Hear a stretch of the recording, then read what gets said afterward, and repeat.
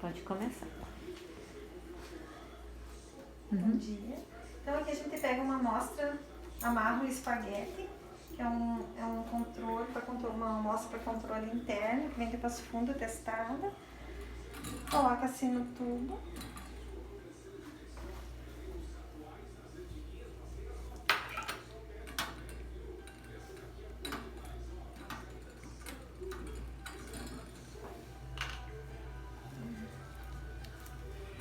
Que teste é esse que tu vai fazer, Denise? É uma tipagem sanguínea.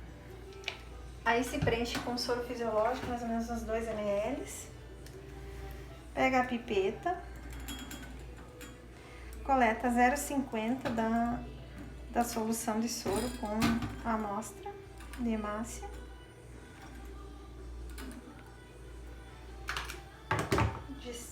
Descarta. Esses são os reagentes que a gente vai utilizar para fazer a pesquisa ABO do paciente. Um anti-A, um anti-B, um anti-AB e o anti-D, que dá o fator sanguíneo do paciente.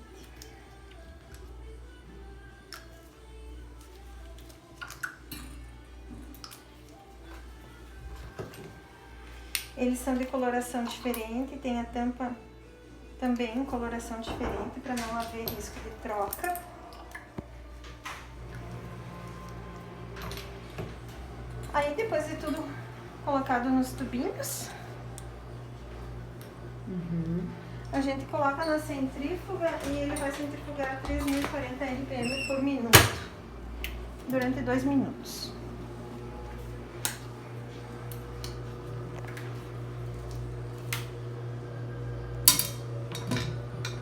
Aí a gente identifica o grupo sanguíneo e o fator RH ou só o grupo sanguíneo, Denise? O grupo sanguíneo e o fator RH, com os 4 reagentes.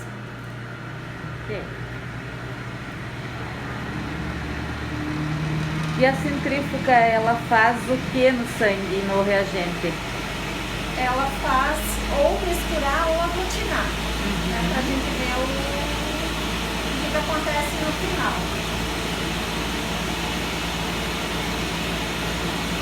Pela velocidade que ela tem essa propriedade de ou separa ou junto.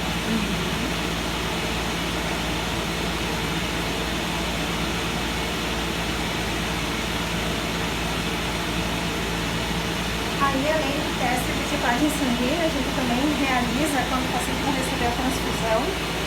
Só que daí não são nas hemácias do paciente, são no soro do paciente, no plasma. O teste de albumina bovina na frio e depois de quente, 15 minutos no banho-maria. Aí depois, passados 15 minutos, é feita a lavagem de tubos, 15 segundos, 3 vezes, para retirar os reagentes e poder seguir a prova fazendo o teste do tubos. Aí, sendo tudo negativo, o paciente pode receber a transfusão sanguínea. Então, depois de todos os testes da tipagem, da prova reversa, ainda quando vai fazer a transfusão, faz mais um teste para avaliar se realmente pode ser transfundido esse sangue. Sim. E para o plasma também faz esses testes ou não? O plasma chama-se uma prova menor. O plasma não é feito, porque seria plasma com plasma, né? Daí esse não, a gente não realiza. Tá.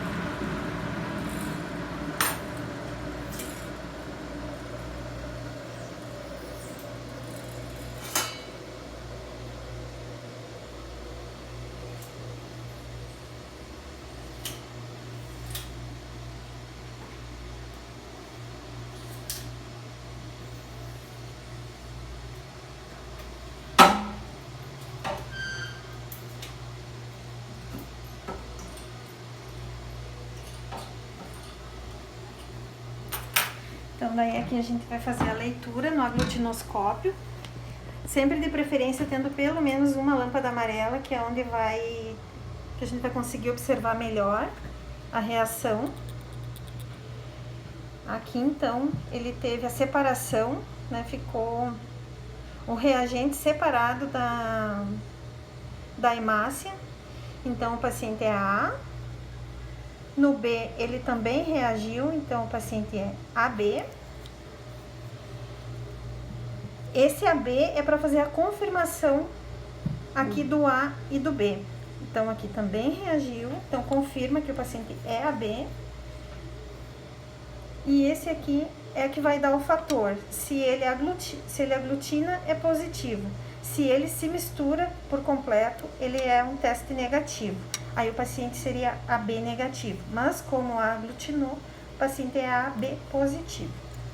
Pode receber sangue de todos os grupos. AB negativo recebe de todos os grupos. AB positivo. AB positivo, desculpa. AB negativo recebe de todos os negativos. Isso. Acho que deu para visualizar Deu, bem ali, né? Ficou bem Fica assim bem colorido ali. quando ficou separado já no início. Isso aí.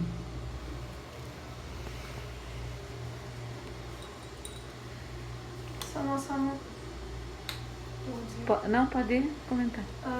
Aqui então, também para mostrar para vocês, uma bolsa, essa aqui é uma coleta de sangria que foi feita, ele fica armazenado na nossa geladeira, até que a gente tenha alguma quantidade, que dê uma bolsa, um saco de lixo, aí a gente manda pro galpão, que depois vem o transporte especial buscar para levar para Santo Ângelo para incinerar.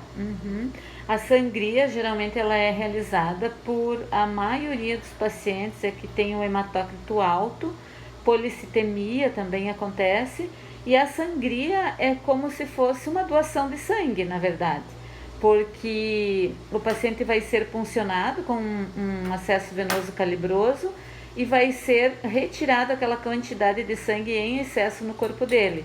E aí é retirada a quantidade de sangue prescrita pelo médico.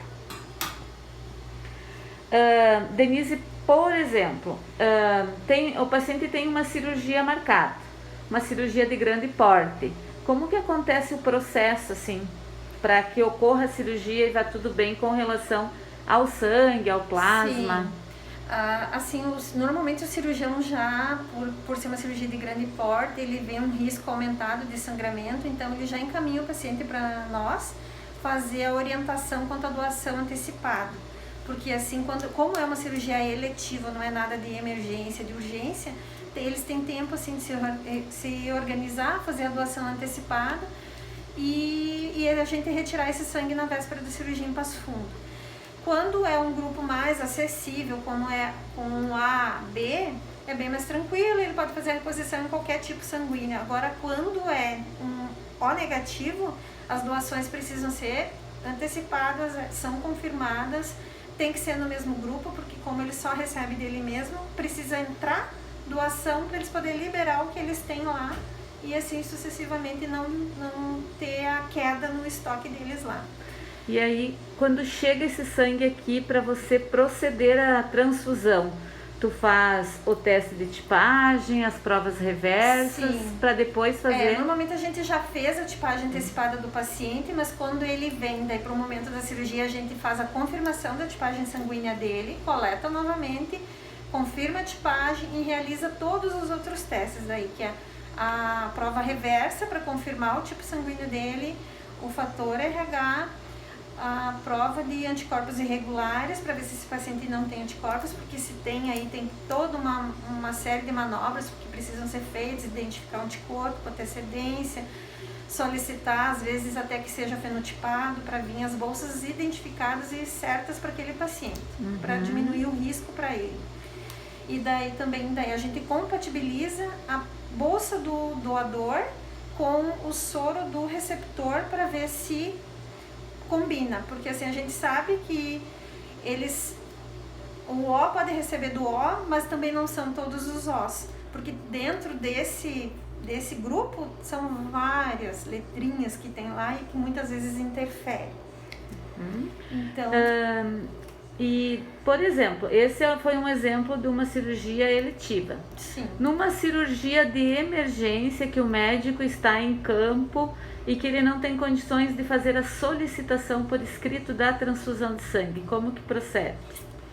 Precisa que pelo menos então eles entrem em um acordo, o anestesista faça o pedido, a solicitação, e se o paciente não tem condições de aguardar todo o término da prova, que leva de 45 a 50 minutos, Aí eles têm um termo de extrema urgência.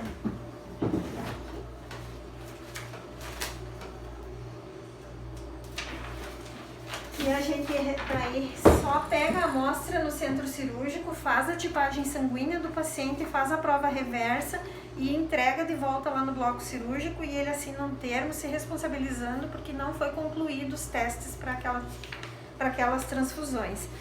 No máximo 2 unidades, porque as seguintes, caso ele venha, o paciente venha precisar, a gente vai ter um tempo para fazer a realização das provas.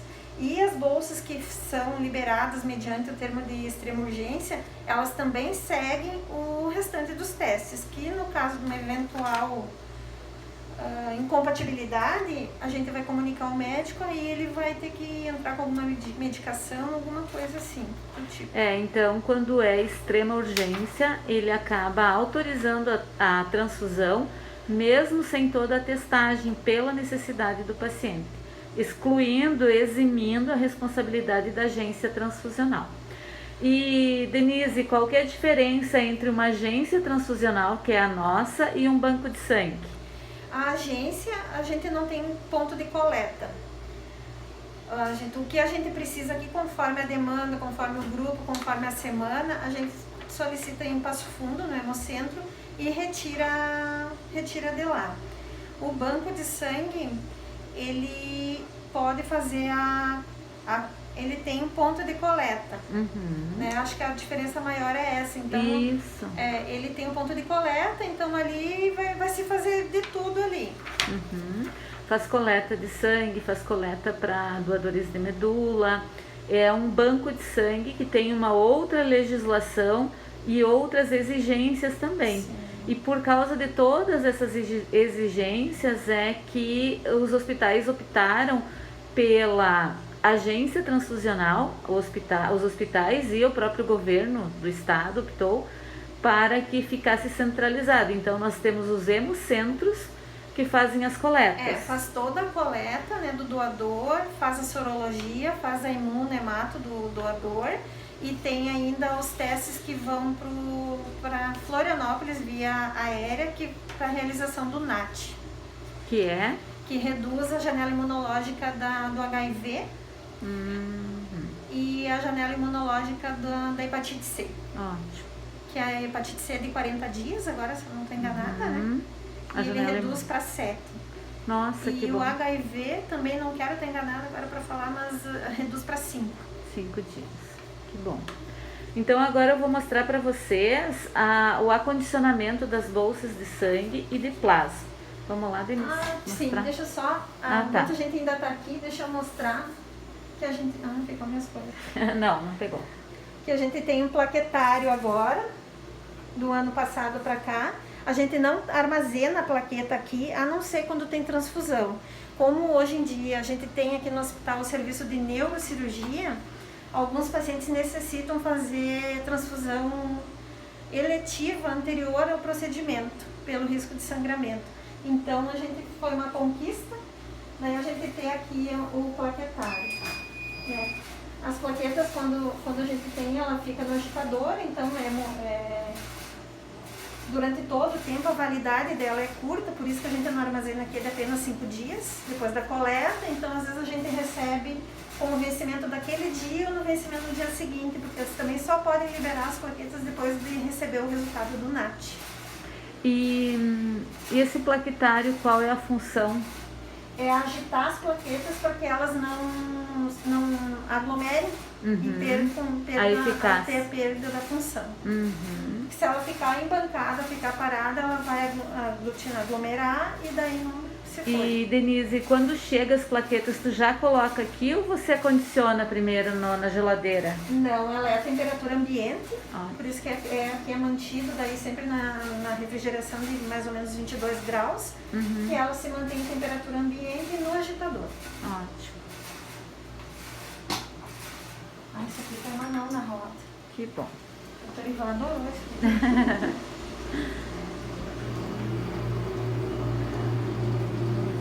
Pode falar. Então aqui a gente tem a geladeira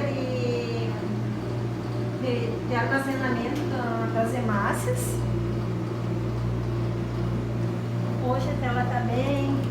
Bem recheada. Bem recheada, porque vem o feriadão. Então aqui a gente tem, né, todos os dados da bolsa, a rotulação dela, o que é, o volume, as iniciais do doador, a numeração também, que é o número SUS que é gerado na bolsa para identificar, para rastrear, o tipo sanguíneo, a data da coleta, ele é 35 dias, a vencimento é 35 dias após a coleta, então foi coletado 1/8, aqui a validade é 5/9. Chegou no dia, não conseguiu transfundir, ela é descartada. E ela é descartada para incineração também. Para incineração também. A temperatura deve ficar de 2 a 8 graus. A temperatura das hemácias, então. Tá aqui, ó, em 3,9. Essa geladeira é própria para esse tipo de armazenamento. Ela tem bateria, ela tem iluminação interna, ela tem alarme que, numa eventual queda de energia, ela fica na bateria, vence e dispara o alarme. Isso é muito importante porque se não tem bateria e se não tem o alarme pelo término da bateria ou da energia, esse sangue todo é perdido. Aqui fica o freezer de plasma, normalmente uma temperatura bem negativa, de próximo de 30 graus. A gente separa ele também por grupo. Né? Aqui o A, ele é congelado. A gente já recebe ele congelado. A validade dele da coleta é 2 anos. E quando você vai preparar ele para instalar no paciente, como é que tu faz para ele ficar no estado líquido? A gente retira com, assim, se está programada a transfusão, a gente retira e deixa descongelar em temperatura ambiente. Se é uma coisa mais urgente, de imediato, a gente coloca descongelar no banho-maria, num saquinho, para que ele não entre em contato com a água do banho-maria, porque daí pode ter um risco de contaminação da bolsa. Então vai num saquinho, a gente prende e ali vai controlando até que ele descongele. Normalmente em 20 minutos, 25 minutos ele já está aquecido, assim, bem líquido para poder ser transfundido.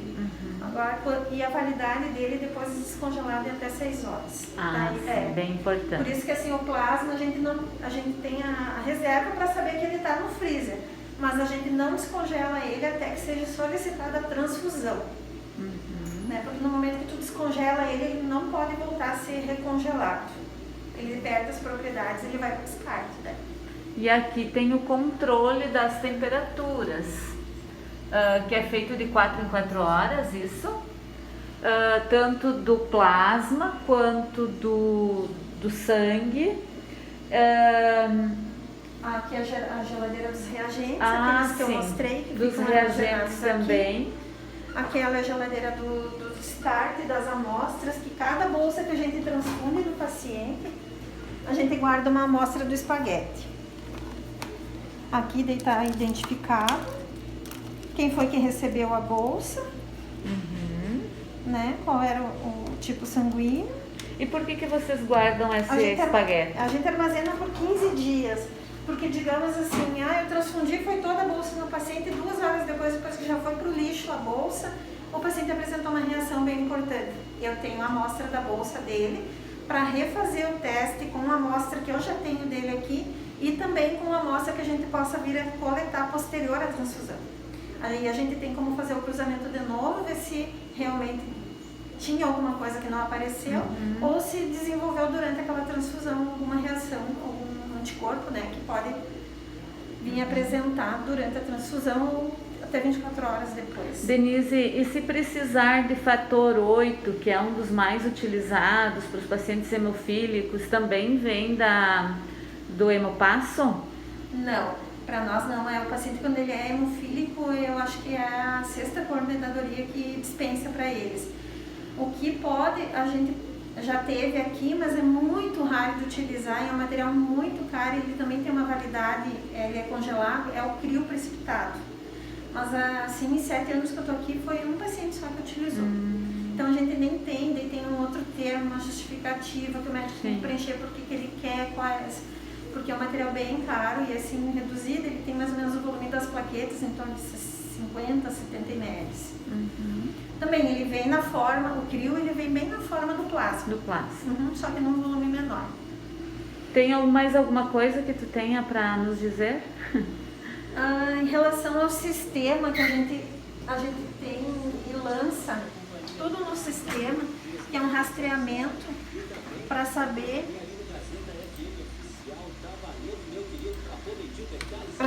em que paciente que foi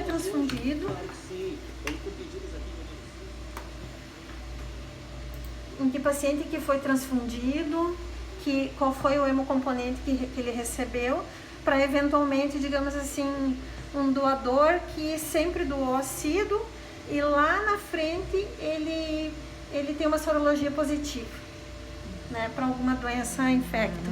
Então, pelo sistema, eles têm como fazer a rastreabilidade e descobrir para onde que foi aquela bolsa e em que paciente que utilizou, daí a gente vai em busca desse receptor. Ok. Isso então? Eu acho que é. Muito obrigada então, Denise, pela disponibilidade. Nada. A Denise é Sempre às ordens. técnica. A Denise é técnica de enfermagem aqui da Agência Transfusional do hospital. Faz 7 anos que trabalha aqui na agência, né? Então, muito obrigada pela disponibilidade. Sempre às ordens.